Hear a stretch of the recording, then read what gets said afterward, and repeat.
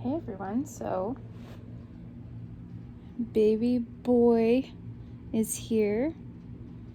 He's been here he's 8 days old today. It's Sunday, January 20, oh my god, what's the date?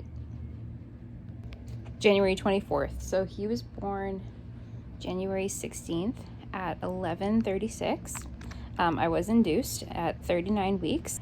Not for any like medical issues or anything like that. My other two were born at 39 weeks, and so I just asked the doctor if it would be an option to induce him at 39 weeks as well, because my husband works in camp and he had to leave on the 21st, so for 2 weeks, and obviously I knew I wouldn't make it to like 42 weeks. They don't even let you do that. So the only way for us to be sure that he would be here for the baby's birth was if I were to be induced. So yeah, the doctor was fine with that. So I went in on Thursday for a regular checkup, and they just asked, hey, are you still interested in a social induction, is what they call it. And I said, yeah, for sure. And so they're like, okay, how about Saturday? So that was really exciting. It was really cool, like, knowing he's coming, like going to bed the night before, having everything ready, and just being like, it was like kind of like Christmas Eve, to be honest. Baby Eve. So a little guy, his name is Gunnar Henry. I said Henry, weird. Gunnar Henry. When he was born, we kind of like, we didn't announce his name right away because we'd had it picked out since we found out he was a boy, at least the first name. We changed the middle name a few times. But once he was born, we were like, oh my gosh, he kind of just looks like a Henry.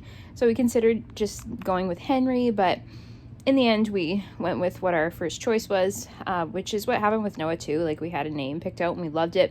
And once he was born, we were like, oh, is it the right name? Yeah, I don't know. And I did that with my daughter too, Isla. But yeah, no, we're really happy with his name. It suits him. I love that. Like, having kids named like Isla, Carter, Noah, if you yell their name on the playground or at school, like 3 other kids will answer you back. But Gunnar, I feel like he's not going to meet too many other people with his name, especially where we live. It's not really common. I checked like all the lists of top baby names in our province. I think it's more common in the US. But anyways, so we're really happy with his name. We get lots of compliments on it. But I just wanted to film a quick video to talk about like how the birth went and stuff. Yeah. So, like I said, I was induced, and just induced with Cervidil. So, when I went in Saturday morning on the 16th, they gave me Cervidil. So they inserted it. I was 1 centimeter dilated at the time, and then they sent me home. So yeah, they said to come back at 6 if nothing had happened, or come back by 7 a.m. if there were some contractions. And so I actually went in at 5:30 because although the contractions were manageable, I was just sort of feeling the same way I did with other labors, where to me it felt manageable, but I probably felt like I was in active labor already. Yeah, I've had that experience before where I feel like it's not super painful, but it's intense enough that I'm actually like 4 centimeters or something like that. And I really wanted an epidural, so I was really afraid that if I didn't go in, I would miss out on that chance. So I did go in, and my contractions were 3 minutes apart, lasting 1 minute from 1 p.m. to 5 p.m. And so I went in at about 5, and they were like, oh no, you're only 2 centimeters. We'll probably see you at like 7 a.m. tomorrow. And they gave me a shot of morphine to help me sleep. So I went home, and the morphine did not help with pain. It just distracted me and kind of made me high. So I was kind of relaxing. And then my Cervidil thing fell out. And so I called the hospital, and they said, yeah, just take it out. Your contractions might stop. If that's the case, come back in the morning and we'll replace it. And before I got a chance to even take it out, I heard this pop, like literally heard it. It sounded like a balloon popping, and my water broke and poured like all over the couch. And this was at 9 p.m. at this point. And so we quickly like went into the hospital, and when I got there, they checked, and they said that I was 4 centimeters dilated at that point. So they admitted me. Of course, they have to admit you when your water breaks anyways. And so at that point, contractions were more intense, still not super painful, just intense. But I knew, like, I tend to go from early to, like, I go through transition really, really quickly. And so I was like, I want an epidural. And they were like, oh, we have to wait. Like, it could stall your labor. Thankfully with my second, the nurse was like older, more experienced, and she, like got me one as soon as I asked for it. So I guess you could tell I was moving through really quick, but with this nurse, she made me wait. I had to get an IV placed because I had the strep bacteria.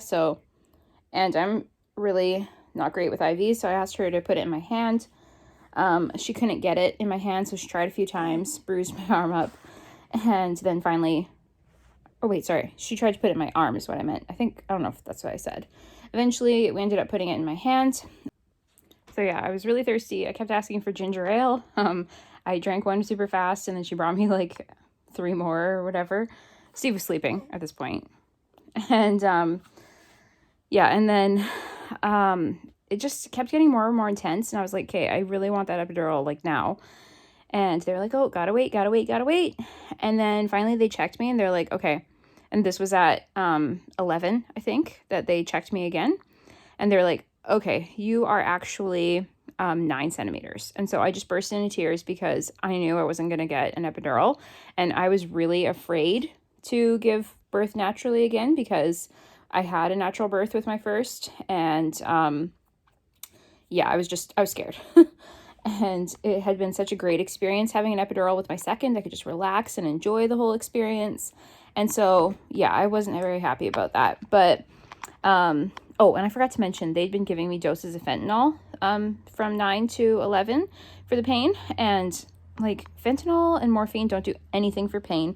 They just make you high and dopey and distract you, but you still feel, like, everything.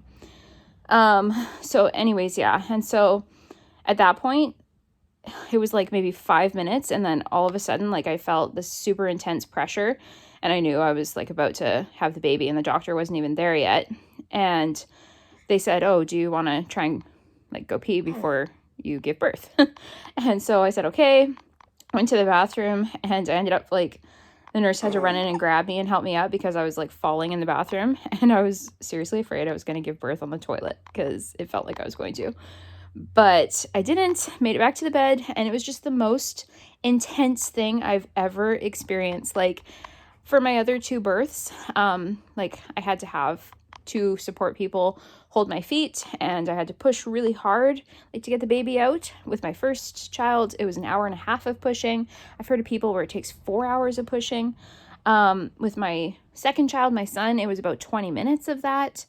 But with him, I didn't even get my feet up or anything like that. It was just like my feet were down, they were relaxed, and the baby literally shot out of me. Like, oh my God, I've never felt like pressure and pain like that in my life. I was screaming, and I didn't scream with my first birth. It was just kind of like holding my breath and pushing really hard. I think because I was more in control of the pushing. But with this one, he just like shot out. And there was a couple times where the doctor like asked me for a small push, and so his head came out in 2 pushes and the rest of his body in like another 2. So it was very, very intense. He was born in 10 minutes, and because he was born so fast, he never got like one of those cone heads that you might see on a newborn. And so I've had people ask if he was a C-section. No, he was not. He just shot out at the speed of light. But he was actually born like with some fluid in his lungs, because that's another thing with quick births is that typically when they're being pushed out, you get like an hour or 2 of pushing, and so it kind of squeezes everything in their lungs that shouldn't be in there. But he didn't have that, so he was coughing up fluid for like a couple of days, which was a little bit scary. But he's fine now. It only took him about 3 days to clear that fluid. But and so then once he was born, delivered the placenta, which was fine. Didn't really hurt. But then they noticed my bleeding wasn't how it should have been. And so turns out I had a few really large clots that were stuck. And so Oh, yeah, this was horrible. The doctor had to literally like reach up inside me and pull out like 3 like clots like that. Oh, it was painful. Like, that was painful, but made it through. And then I did have some tearing, so I had to get a few stitches. The cute thing was, when Gunnar was on my chest, is that as she was placing the freezing, and when she pulled out the clots, like, I was kind of like, ah, because it hurt. And every time I reacted like that, Gunnar was like, oh, like, it was so cute. But yeah, I also felt like with this birth, it was more painful to recover from. Like, I felt like I still felt all those birth pains like in my back every time I thought about it.